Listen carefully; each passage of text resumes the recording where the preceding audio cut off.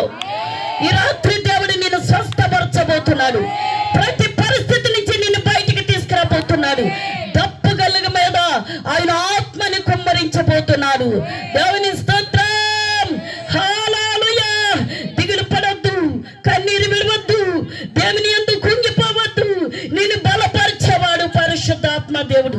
సిలువకు ముందు ప్రభువైన యేసుక్రీస్తు గచ్చమైన తోటలోకి వెళ్ళి ఆయన ప్రార్థిస్తున్నప్పుడు కుంగిపోయారంట. సిలువ సమీపించబోతుంది, పాపుల చేతికి అప్పగించబోతున్నారని.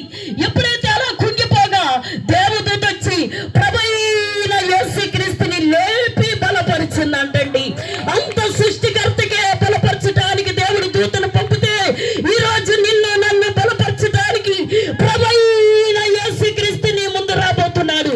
నిన్ను బలపరచబోతున్నాడు, నీ ధైర్యం ఇవ్వబోతున్నాడు. దేవుని ఆత్మతో నిన్ను నింపబోతున్నాడు ఈ రాత్రి.